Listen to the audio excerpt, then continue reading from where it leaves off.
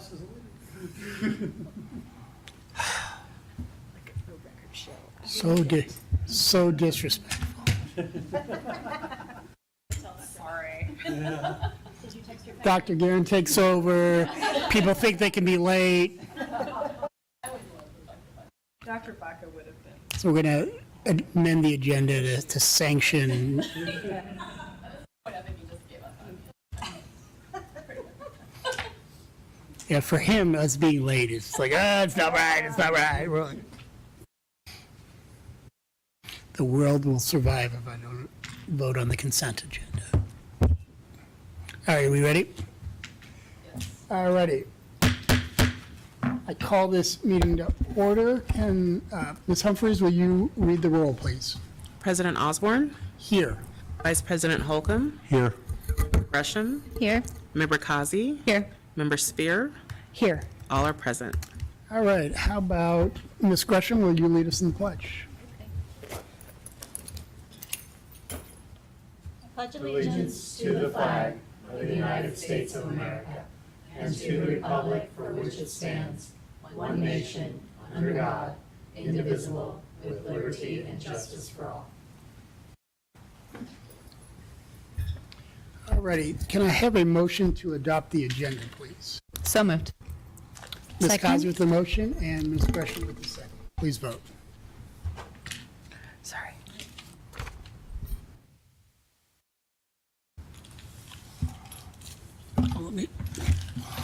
I'm encroaching on your hallowed space.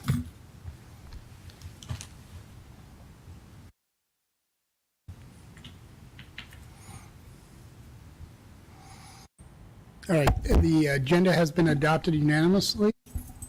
Do I have any calls for executive session? Seeing none, we will move on to the superintendent report. Dr. Guerin, what do you have to present today? Thank you, President Osborne, members of the governing board, cabinet, and guests. As you all know, today was the first day of school for the 22-23 school year. It was a wonderful start. You could feel the joy and excitement on campus in between the sprinkles of rain, which actually was really nice. It cooled it off for arrival. We had so many district staff on campus helping today, and I want to thank everyone on campus, all the community members that were patient with our traffic, the crossing guards, transportation, food service, of course, all the school staff. It was an all hands on deck to make the day so very special. I did see some tears, but they were actually from kindergarten parents, not kindergarten students, and even from one employee that will remain nameless that had a kindergarten student. So we're all a family here at Madison, so it was just first day of school excitement is always one of my favorite days. So I want to give an enrollment update, understanding that enrollment will not stabilize till after the 10th day of school and 10-day school drop. We understand some students are home ill or still on vacation, and we have some students we know are moving on to another state or another place, so it will stabilize. But as of today, enrolled, we have 5,710 students in our K-8 enrollment. That is an increase of 109 students from what was student enrollment on May 25th, 22, the last day of school. So just to compare those two. So I will keep you updated as we continue to have our daily counts. We have people go into classrooms every day and count the students. For pre-K, we have 289 students enrolled. We have 9 open seats, but more on the wait list because people have preferred sites. So Ms. Brilling thinks that the 9 open seats will be cleared within a week or two, and we're still working on that wait list. For MAC enrollment, we have a total of 977 students enrolled. Everyone that enrolled last year has been pushed into and accepted into a MAC program. We have families on the wait list that registered after spring break and mostly summer. So we just had a job fair. We're very busy trying to hire additional MAC workers to clear that wait list. And I want to welcome all the new staff back to Madison. We had a welcome back staff event. It was a great success, and it was the first time we were able to have this event in 3 years. But I want to send a special welcome to our 65 new teachers pictured here that took part in new teacher orientation, and I want to thank Ms. Marshall's department for welcoming them and preparing them for their first day in the classroom in Madison. We are still hiring for several positions and are being very flexible about days and times and job sharing. So if you'd like to become a part of the Madison family, I really encourage you to check out our website or reach out to our Human Resources Department. Thank you. All righty. She stepped it up as a PowerPoint. I don't remember Dr. Baca ever doing that, except for COVID, but we don't talk about those days. Mr. Holcomb, I'll let you start with the board member reports. Sure. I'm glad to hear about the enthusiasm and the first day. All of us got to attend the welcome back celebration. It was so good to have everybody back again, and the energy was just phenomenal. And I thought everybody who participated in it, you did a great job. You did a great job in presenting yourself, and if half of what you said is true, we would clearly pick the right person to be superintendent. But that was just so uplifting, and it's great to hear that that's carrying over. And other than that, I want to welcome everybody back. It's going to be a great year, and I'm really looking forward to it. Thank you. Ms. Gresham. Hello. Happy first day. Thank you for the update, Dr. Guerin. And I had a lovely walk to the bus stop this morning. Cloudy. It was very nice. And yes, the welcome back event was great. Thank you, Ms. Humphreys, for all your work on that. And it was great to give out all those prizes and everything. Oh, so here's to a fun new year. Thanks. Ms. Kazi. Thank you, Dr. Osborne. I just wanted to again echo my colleagues' excitement for the promise and the potential of the new year. It's kind of lovely to have these restarts, new starts. I think they're always healthy for us, and given what we've been through the last few years, this year feels especially hopeful to me. So I'm just really excited and thank everyone who played a significant role in making, I'm sure, the day a memorable and successful day for all. Thank you. Ms. Spear. Thank you. Congratulations to all of our students who made it through the first day. Congratulations to all of our teachers and our staff who made it through the first day, as well as our bus drivers. Thank you so much to all of our bus drivers for getting our students to and from school. Without them, things would not run very smoothly. I had an opportunity to be at a few of our campuses this morning, helping students find their classrooms.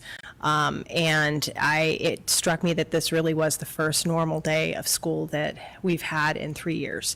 And so it brought me back, and I was just really grateful to be able to help. And we have a lot of new students to Madison. I walked a number of them to their classrooms today. So thank you again to our teachers and our staff and our parent volunteers and just our whole community. That's all. So I want to call out the Department of Motor Vehicles for approving my son's driver's license so I could sleep in a couple of minutes longer as he menacingly drove to school, or hopefully not. So if you see a driver that's about 6'1" now driving inappropriately, please call me and I will start driving him to school again. I'm very excited that everyone is back to school, the rituals of old school. In fact, I went out for ice cream last night as one of our family rituals. My wife assured me that I wouldn't see when I knew, and then I ran into Miss Gresham, who did the same thing. But it does feel different this year that we're back to normal, and hopefully a new focus on education, learning loss, learning acceleration, all the things that we've focused on in traditional years, now that we're on a stable and growing platform. And so I'm very excited about that. So that's all I have. All right, Ms. Humphreys, are there any calls to the public? We have a huge attendance today. All righty, next we have consent items. Do I have a motion to approve the consent items? So moved. Ms. Spear with the motion, Second. Ms. Holcomb, or Mr. Holcomb with the second. Please vote.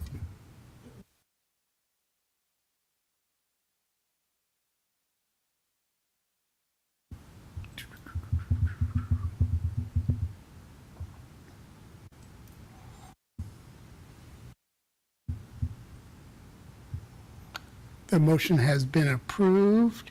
Now on to action items. Item 6.1, superintendent's updated budget recommendations. And for the public, we heard these recommendations in detail at the last meeting. But Dr. Guerin, if there's some highlights you want to point out to refresh our memory. And this is the revised budget from the one that we approved in July with the new funding coming from the legislature. So with that, Dr. Guerin, will you introduce the item? Thank you, President Osborne, members of the Governing Board, Cabinet, and guests. Tonight, I will present my budget recommendation for the 22-23 school year. This recommendation is based on new funding allocated to K-12 education, input from the Budget Advisory Committee, and interest-based negotiations leadership. As Dr. Osborne shared, this was the budget recommendation presented at the July 26 board meeting as an information item. Tonight, I will provide a brief overview of the recommendation and then seek your approval on this item. So the first slide Ms. Garvey had previously presented, if you remember that we had the total increase in maintenance and operations of over $3.2 million allocated to us. And what's so important about this funding is it is added into the base. We had predicted a 2% increase based on inflation. So we had already allocated $600,000, which left us with a little over 2.6 million new money. So next slide. We went back to budget advisory, interest-based negotiations, feedback from the governing board on if additional funding, how we would allocate that. And of course, this was much more than we had anticipated. We are recommending an across-the-board salary increase of 4.1% for all employees, including new employees. We also are recommending an additional piece of our decompression plan, which is phase 2, which is an elimination of a classified hour cap at the top of our salary schedule.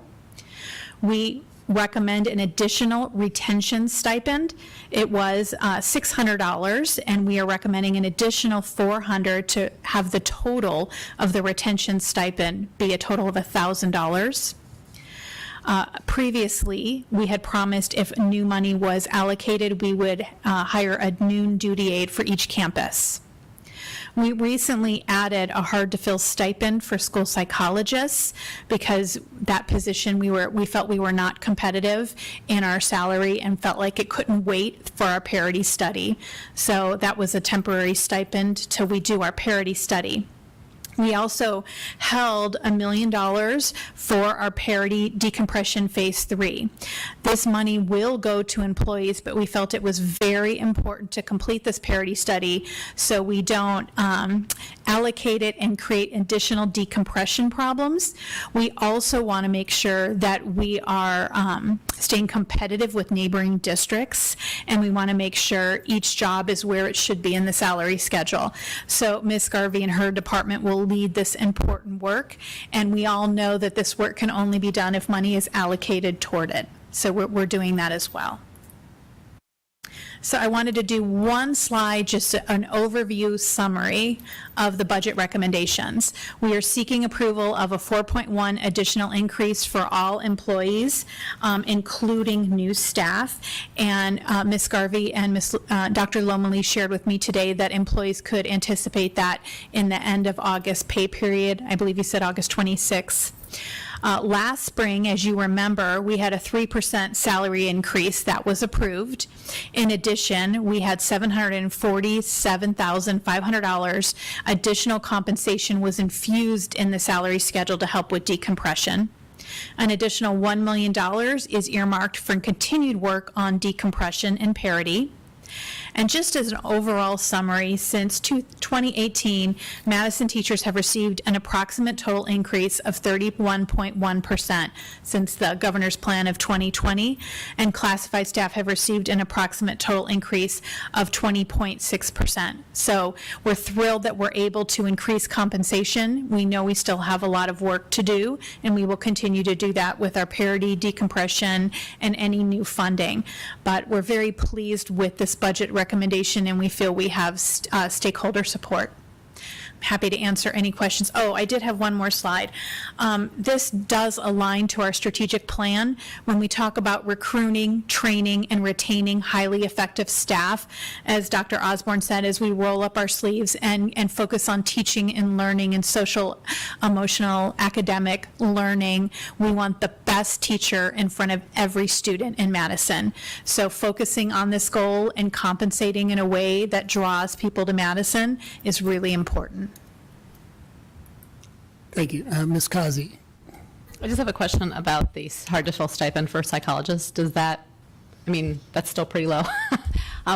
How competitive are we going to be? Are we going to be able to attract at this point? I'll let Dr. Lomeli answer that question. Thank you. I think as far as that stipend goes, I think it's going to help us when we make offers, because right now when we make offers, we're slightly less than some of our, some of the competition. So that additional funds, I think, could put us over until we make a difference in our salary schedules in the future. Thank you. Yeah, I was taken back by, wow, that's, because these are PhD positions.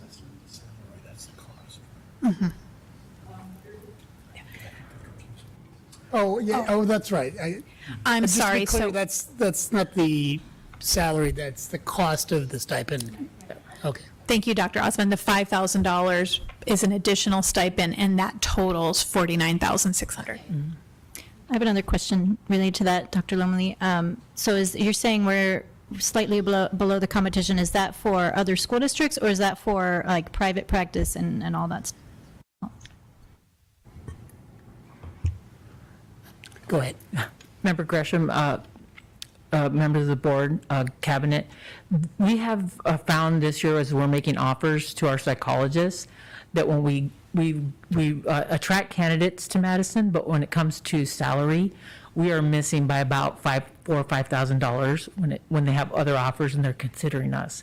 So we feel like this stipend will help us to sign people when we do make offers. So we are competing mostly with other districts at this point. I think psychologists do make more in other industries. Oh, yes, go ahead, Ms. Kazi. So I assume the stipend is not built into the salary base? Right. Okay, great. Yes, Board Member Kazi, we were trying to wait for the parity study, but we felt with this position, we simply were having difficulty filling it, so we wanted to have a temporary solution until we did that study. So I do have one question, and I apologize since I missed the last meeting. On the parity decompression study, how broad are we looking at teacher salaries as well as this is kind of that competitiveness review that we've always kind of talked about? Okay, perfect. Yes, it will, all employee groups. All right, any other questions? Mr. Holcomb? Yeah, I just want to make a comment. This is great that we have the money and we're able to make these adjustments, but I think it's critical for people to understand this is not a windfall to the teachers, or doesn't bring us in to parity with other states or teacher salaries. I think with all this money infused, we're still 49th or 48th in the nation for teacher salaries. So while it's great we're able to do this, people have to understand that, okay, we're not done. I mean, there's still a long ways to go, but this helps a great deal. I agree, Mr. Holcomb. I think we just keep chipping away, and I think the trend line since 18 has been good, and I think teachers see a progression each year. Now, I'm disappointed that inflation's going to eat up a lot of those gains, but 7.1%, especially leading into a potential recessionary environment. I did chat with a former board member who is fairly familiar with the fiscal projections, and he said that they're looking pretty good. I mean, our economy is still doing well. The good news about inflation is when you have a state budget built on sales tax, when prices go up, so do receipts. So I think hopefully that trend will continue as we chip away to get the compensation levels up. And I do like the idea, and I think as I remember the discussion, the parity study's going to be able to hopefully be completed, so when we make our new offers, we can make adjustments and plan in that way, and I think that's smart strategically. So, other questions? If not, I will be happy to take a motion for the revised budget. Mr. Chair, I move we approve the superintendent's updated 2022-2023 budget recommendations and accompanied salary ranges as presented. Ms. Kazi with the motion, I will second. and Ms. Spear with the second. Please vote.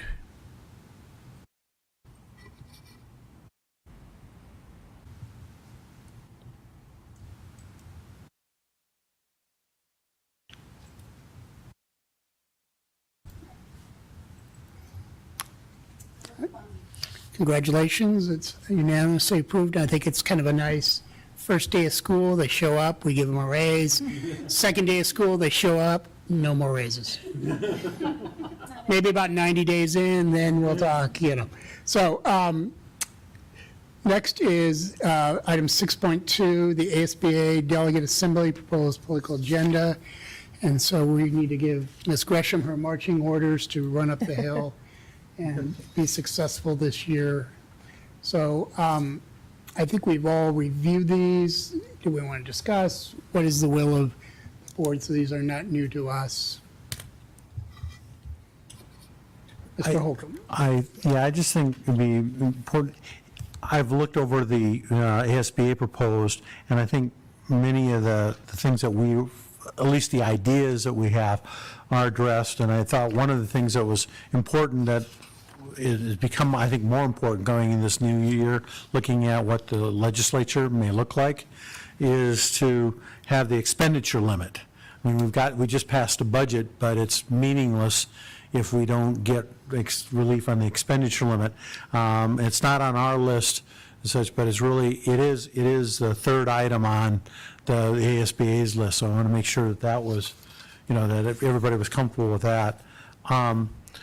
I had questions about whether we want to give direction related to the third and fifth items on our proposed list, whether we wanted to push for more changes. Though I thought the Teachers Academy concept that had come up, I don't, it's not specifically addressed or that in what the ASBA proposed, and whether we wanted to, continue pushing that one, because we have been successful in the past on pushing some of the things on the agenda.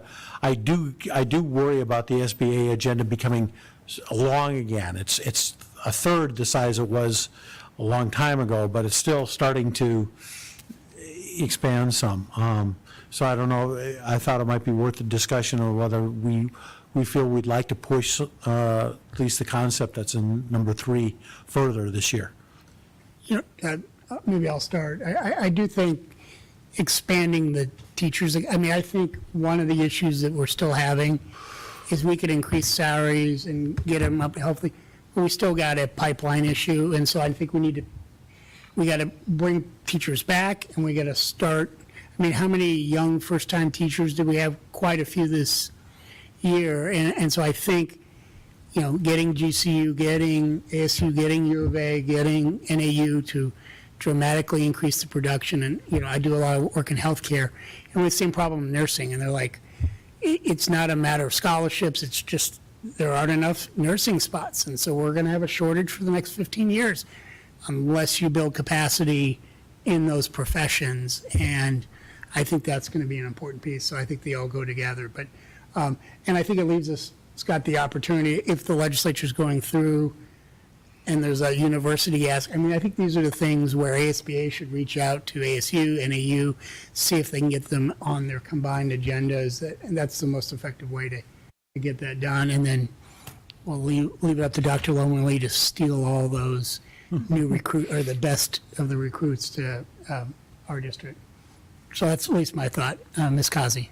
I just want to add, it's definitely a aggregate spending limit, but and number one, I have real concerns, obviously, with the new administration we'll see about all the one-times that we've become quite dependent on, such as results-based funding is funding so much of our aides in our classrooms right now, the grants we've received for social workers, so some discussion about getting those embedded in the base, because the loss of that will be significantly painful to our district. or at least if they're going to move to new models, some transition time so that we can then plan, if it's new money, but it's going to be allocated in different pots, that it's thoughtfully done. So I think that's a good suggestion. I think you would like that, us to push, or us, Ms. Gresham is going to be the representative, I'm going to be back there cheering her on. But I'll push also number 1 as well, to try to add to it. I think that's fine, because again, actually Madison has been pretty effective in getting things done, and the way that we've expressed these, I think they sell well, and at least the discussion will be worthwhile.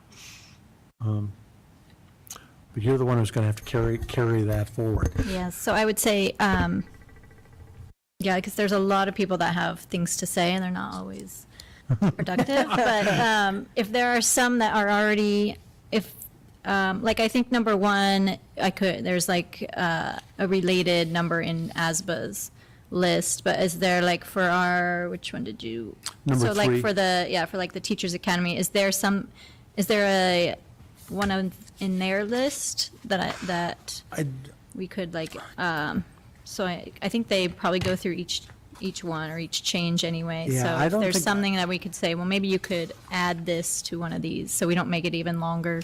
No, I don't think that's see one. addressed in here, and in fact, one of the, they have the adequate funding, but they don't have, and they have safety, and they have rural, but there's not a specific area that they've addressed the teachers. For the teachers That's that way. Okay. I also thought 5, eliminating the regulations, policies, and I think the way we've expressed that too, at least it'll make for an interesting discussion. And that's part of it, I think, is educating school board members that at this legislative policy meeting is also very, very important. And even if it doesn't make it on the agenda, the discussions hopefully are informing the SBA as to what positions they should take as legislation comes down the pike. That's the ultimate goal of this as well, besides being a marketing piece. Ms. Spear? My only concern, I really believe that we need to push number 3. I think number 3 is an actionable plan that I believe has legs in the state legislature. I think that it would be advocated for by more than just ASBA. Number 5, I agree. It sounds a little pious and pontific. It sounds like we're pontificating, and I appreciate that it's to get a conversation started. And, hats off, Karen, Ms. Gresham, if you're able to get that conversation started, because it is really a room full of cats. It's hard to get to gather support for any one particular add to their agenda. I just think that we have to be a little careful and mindful of the let educators educate. I think that we could drop that. I think that we make our point in the first sentence. We could just drop that if nothing else. I guess the tone makes me think the tone renders it impotent. So let me go ahead to that point. Here's how, being the one who works down there and I can speak their language sometimes, is the way I position this, and I've always been a big fan of the eliminate regulate. It drives me crazy. Half our board meeting agendas, Ms. Garvey and Barb will say, and half the money we spend is there was some legislator who wanted a report on this, and they've long since gone, and no one cares, and guess what? We still get to do it.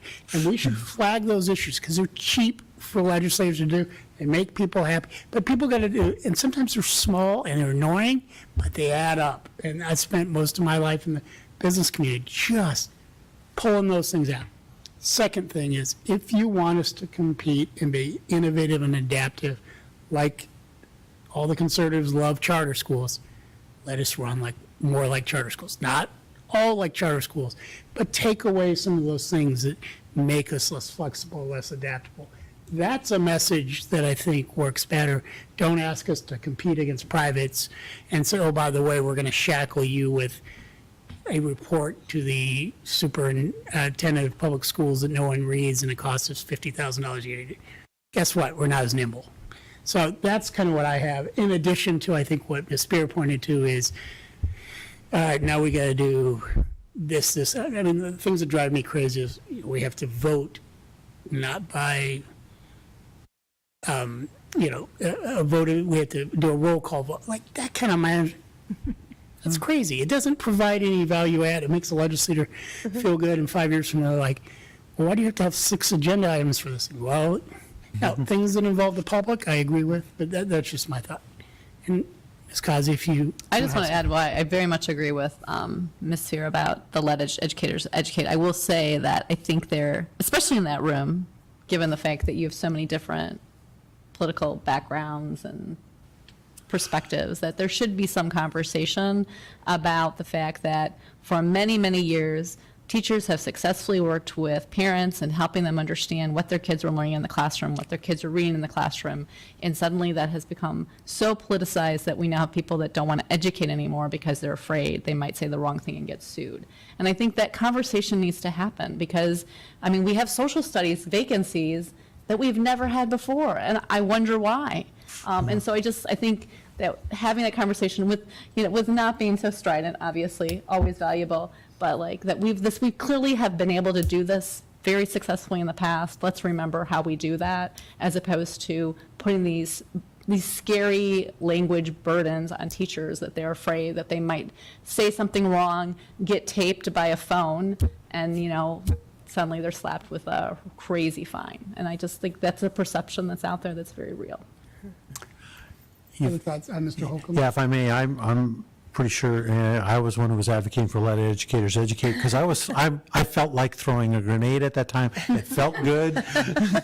And sometimes you need to do that. But I agree with you going in and with some language, but it seems like the direction that's coming from the board is, yeah, this is something we should try to get in some form on the agenda, maybe in less strident terms, but that's why she's representing us, not me. So they do have on their list, defend against efforts to limit it used to say chill, they're changing it to limit the free speech rights of school employees. So, I mean, I don't think that's the same thing, but maybe we could, I think it's a little different in the sense maybe of. we could transform that And into. I always like to have a proactive agenda. The best defense is a good offense. And if you have the education chairman all wrapped up in doing a big school district deregulation bill, they're not working on other stuff where you're at the table for lunch. So, I mean, that's how I would manage these type of things, but I think it's a little different. But Ms. Gresham, I'll let you, do you have enough guidance from us, or do you have questions of us, since you're going to be? Well, it sounds like we want all of ours to be, just put them at the top. No, I think it should be fine. We'll see what we can do. Yeah. Mr. Holcomb? Yeah, Do you have enough clearance? Well, yeah, I think too, and I appreciate, building on what you said, it's always frustrating that the agenda seems to be so defensive most of the time. There's reason for that, but you're right. And that's particularly why I also like 3, is because that's a proactive thing. Let's do that.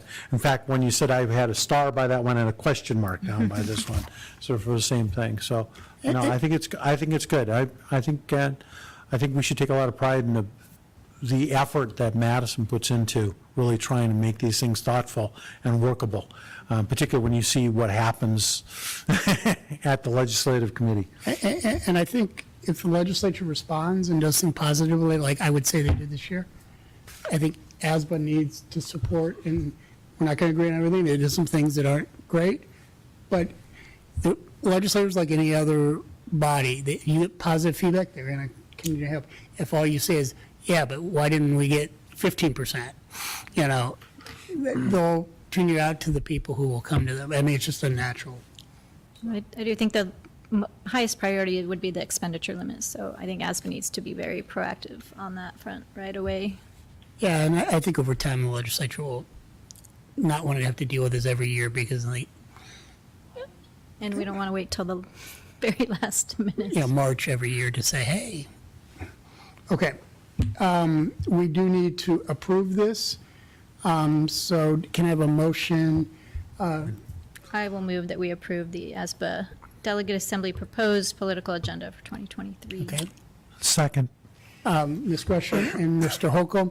And as I assume a part of that motion, that's going to reflect the discussion that we've had today at the board meeting. So please vote.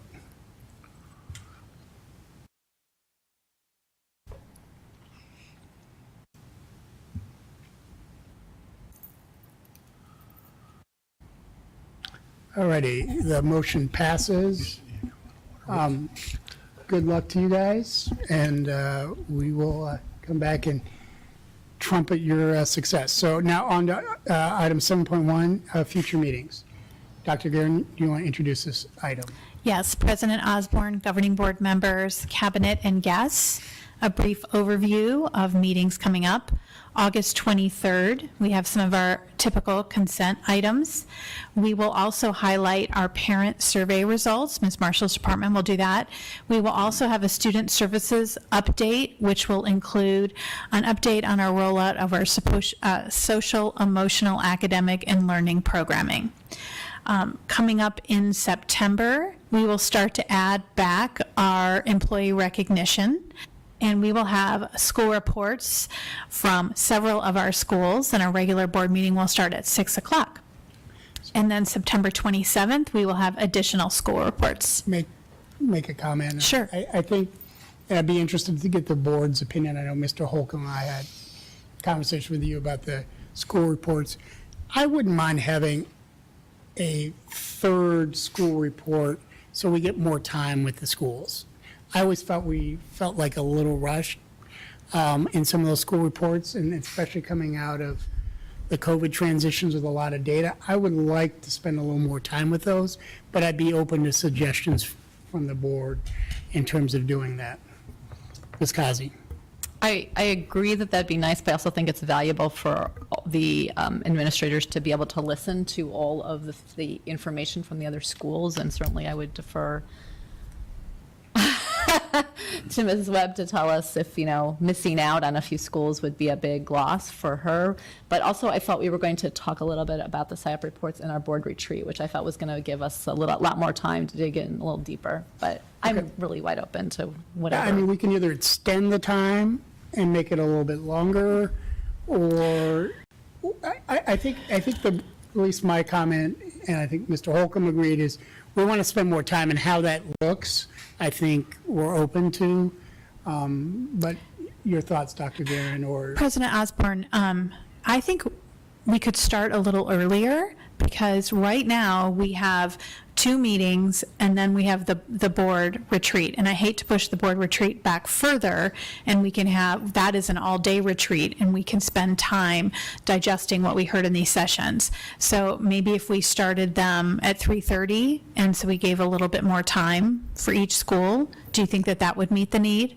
So the agenda items for those meetings, how thick are those board meeting agenda? The other way we do it, we could push the board meeting back to 6:30. We could do that. I like that idea. I was going to suggest, originally, a long time ago, the board meetings actually started at 7. We moved them up to 6 to make it more convenient for staff. Work better for staff, because we understand you have long days. But yeah, I would be even interested in 7. Again, the idea is to have enough time, and it's divided between, 4 schools each. Yep. To get that additional time, and, maybe we can, we haven't done that. I think we'll talk less at the board meeting, streamline the board meeting. So I don't think we don't have anything that's really controversial.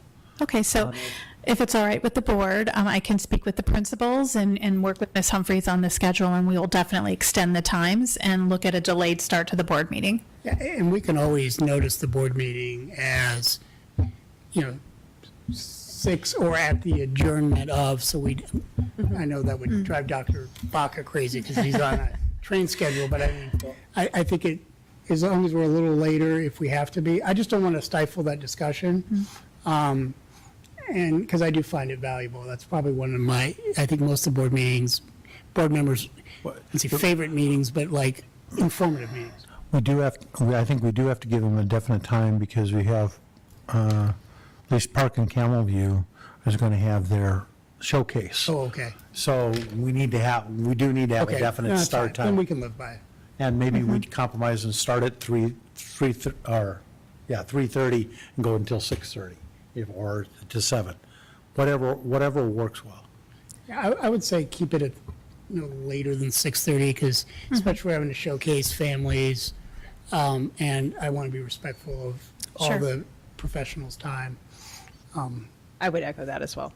And if we need to table some board items because we're running late that aren't critical, we can always do it. And President Osborne, I think taking a presentation from a half an hour to 45 minutes is going to really, you'll feel the difference. So we'll prioritize that and we'll send out a draft to all of you. Yeah, and I think making sure that we have enough time for that group discussion amongst the principals, I think we find that very valuable. Yeah.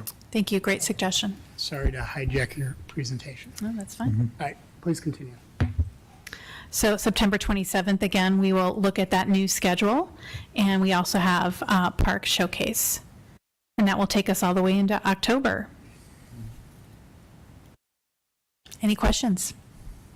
The only other thing that I thought we talked about is at one of the board meetings to have kind of a pre-retreat, like, I would call almost an agenda setting, so we can kind of set the stage. When did you envision that would be most effective, or am I also open for discussion? Absolutely. So we can talk about doing it in September, if Okay. we could. So we're going to have to find a way to fit it in because it won't fit before one of the board meetings if we're doing the showcases. So we might just have a Monday meeting. And I think it could be an agenda item on a normal board. Okay. Okay, You know, great. I think we just, here would be my, if we're eating up so much time on it, we can have the discussion table and roll it into the next meeting so that it's a little more iterative and be respectful of the rest of the agenda and handle it that way. That way, we're targeted and focused. Yeah. Okay, thank you. I like it because it would be a discussion item, because we wouldn't be passing anything. Yeah. It'd be a discussion based on you giving us a draft, and then, yeah, Okay, perfect. that sounds good. All right. Other discussion, See, we were easy on you in the first couple of meetings, and then we'll have some long ones. All right, any other comments? If not, I'll take a motion for adjournment. So moved. You go ahead. So moved. I will second. All right, Ms. Kazi and Ms. Spear, please vote.